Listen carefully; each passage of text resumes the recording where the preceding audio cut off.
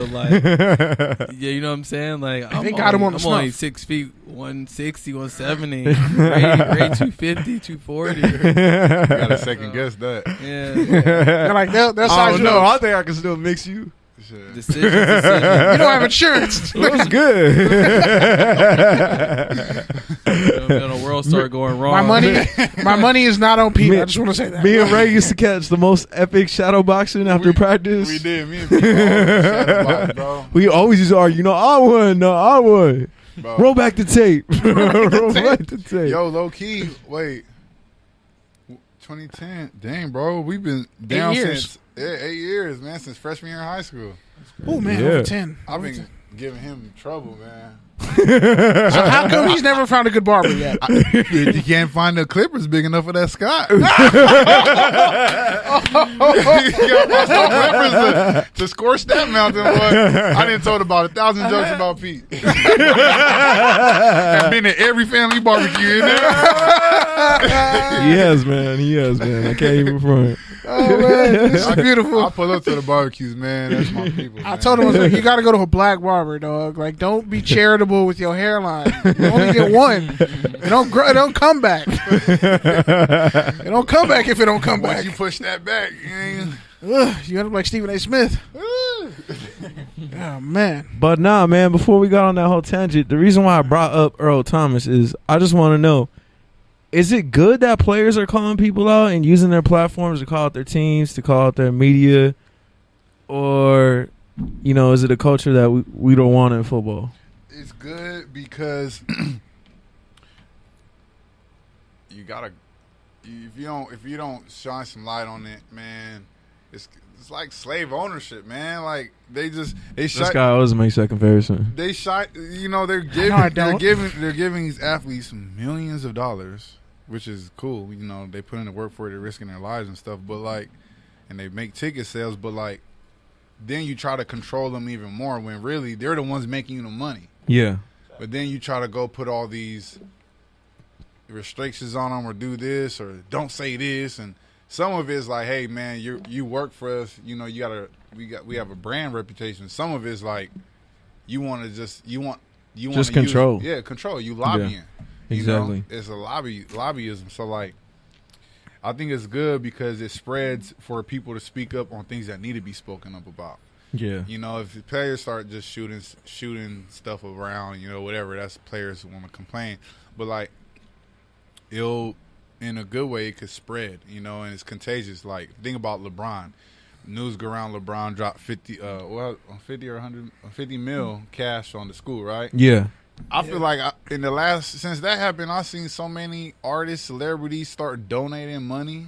That's how it is. YG just donated $150,000 to this thing called Girl Code. It's for girls to be in front of coding computers and stuff. Yeah. But even though he be sexually harassing girls at every concert, you gonna say why you slander YG out there, man? I don't have nothing to say. I don't feel safe now, man. YG, my God. I think our location's on. Why would you say that? Pull up, Crenshaw is down the street, we got bro. a bag for you, YG.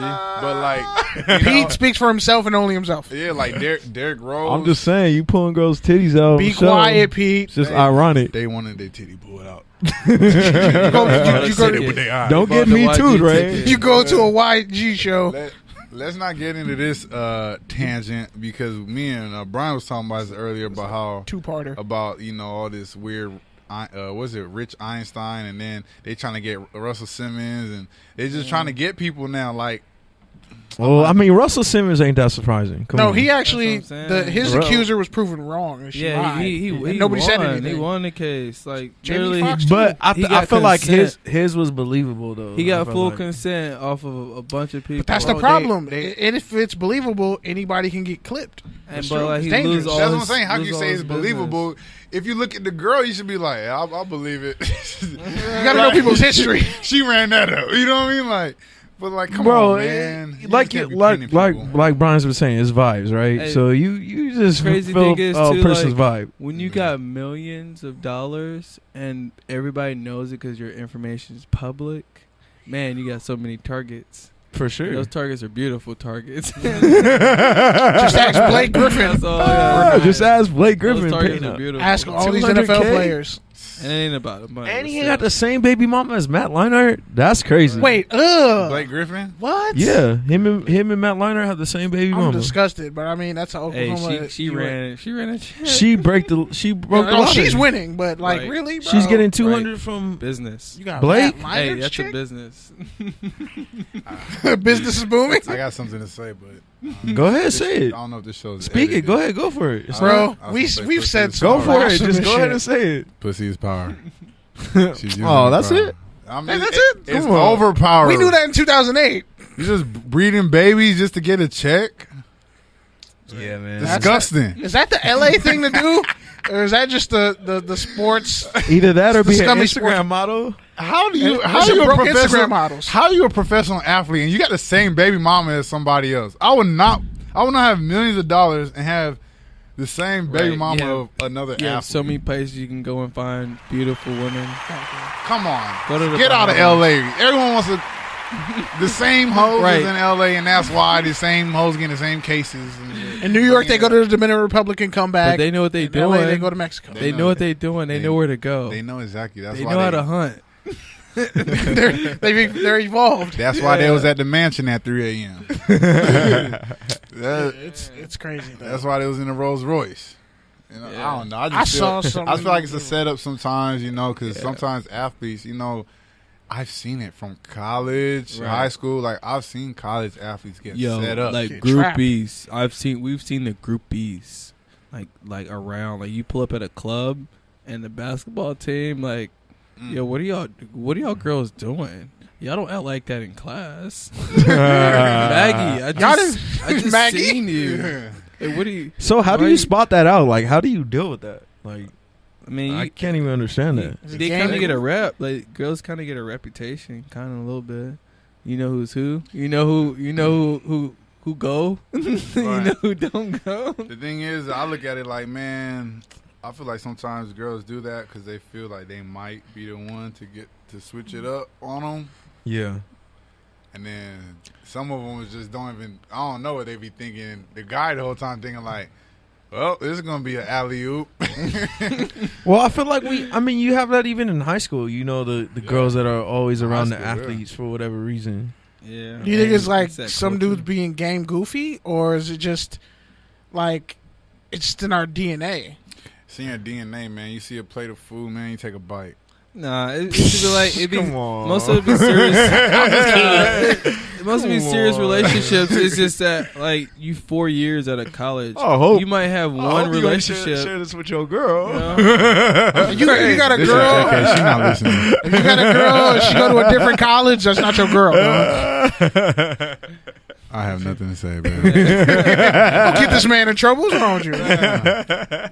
It's be real. I feel like you just be around chicks, and like if you be in college for so long, you might end up having 4 different girlfriends, one for each year. You know what I'm saying? But they be competing too, because they know once you graduate, the chances you getting a check is higher than everybody else at that school, and that's real. But like they on their own thing too. Like they about to get a degree or whatever. So like you try to add it all up, and then when you get that check, you're like, yo, I'm sorry, I gotta go to Miami. I'm playing for the Dolphins now. You got a job in Michigan. Hey, they be mad. Forest Hills, be Michigan, mad. somewhere, Dearborn. Right, they be mad, and they see another chick in their picture, That was supposed to in be their me. whip, in their house. Oh yeah, they That- coming for it. That leads to an even bigger issue. Is y'all remember when the whole Ezekiel Elliott thing was popping off when he was at Ohio State? His girl, and I don't always go racial, as Pete sometimes says I do, but when you really think about it, in certain sections of this country, anytime where you see like a black dude and he has a lot of white girlfriends, especially if it's like a Big Ten school or just middle America, it's always a different stigma. Like when he was going through all that, and in y'all experiences, you just said you're like, oh, Maggie, you don't act like that in class.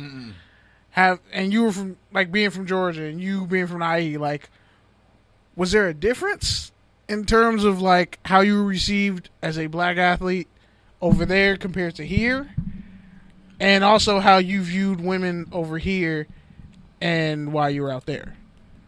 I feel like with white girls be so cool with black athletes where they be more cooler than the black girls. Facts. Like to where like after being in high school around like not just being picking one race, but white girls be cool in high school. Hey, lunch table, I'm sitting with all the cheerleaders. Yep. All the chill white girls. Hey, they invite us to the parties. Yep. They got the big houses at the parties because Dad let us stop by because we just won. Hey, only if we won. We don't allow losers here. Losers don't get awarded victories. So like low key, like I think that's low key helping even when it comes to just like our culture merging. Is like white girls, black dudes. Like that's cool. Like we need to see that. And then you see it in college, it's even more. Like that number multiplies. Yeah. I don't know how that happened. It's weird. In the Midwest, if you're talking about coming from IE to Midwest, Georgia to Midwest, I don't know, man. Like, I don't know. And the is there a fear? The girls out there in the Midwest, oh my God. It's like they're bad. It's like they but it's like they was waiting on. I don't know. I always the numbers game. I used to say this, bro. I feel like in the Midwest, you know, there's sometimes more racially stressed places, and I feel like their daddies or their families used to be on their head like, "Don't bring no black dude home," right? It's like and then you know, if you don't get what you want, you be wanting them more. So then they on Instagram, seeing all the athletes. They go to big D1 school, and now they see all these D1 black athletes. Unload. They're like, "Oh boy, what state you from?" My dad told me not to talk to you, and you got dreads. Right. Like really you're different, like you know. Like when you come from suburbia, and then you just see that dude that talk whole different, you know, talk different, look different, swole. But what I'm not really understanding is because you guys are saying you embrace it, but at the same time you're also talking about how you seen people get set up. So like, how do you balance that? You how do you embrace it? How do you look know? at it? You got to evaluate it. You got to feel the vibe, and see like you got to try to figure out at what angle this approach is. If there's any approach, it's definitely I don't know how it was with y'all, but just black men and black women, there isn't a connection right now. I don't know what that is, and maybe it's the media. But it's been more separate than ever since maybe the good times when that shows to come out and the Cosby Show. They pulled that apart. They tore that shit up. I don't know what. I'm sorry. You're good. Like I feel like that's kind of what happened. Like the attraction towards it. Like I love black women. I love beautiful black women. But like they don't. I don't know. They love more of the other racial white boys. Yeah, they love them more now. I don't know what it is. Maybe I'm in the wrong area. I don't know. I mean, well, that's interesting because it's like for Hollywood, I feel like everything's just mixed. Like anytime I'm down on Hollywood Boulevard, Vine, which is weird. Why is the Church of Scientology like right next to a strip club, which is right next to like a bar? That business.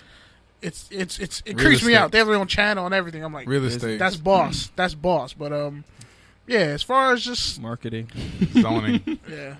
As far as that whole dynamic with just race relations and being a black man in the Midwest, being a transplant and dealing with all the different types of women, I can imagine it being a definite shock. Especially in a small town, especially in Indiana. Yeah.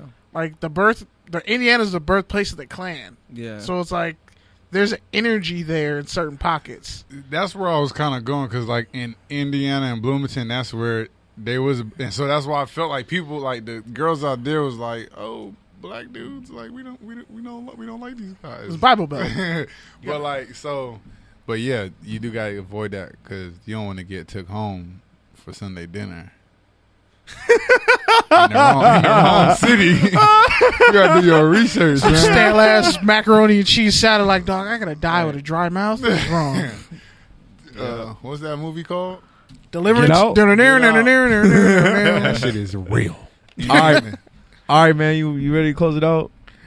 Yeah. So this part of the show, it's pretty much called Unnecessary Toughness, where we pretty much just talk about whatever's on our heart, whatever's on our mind, something that we forgot during the show, whatever it is. It can be anything you want.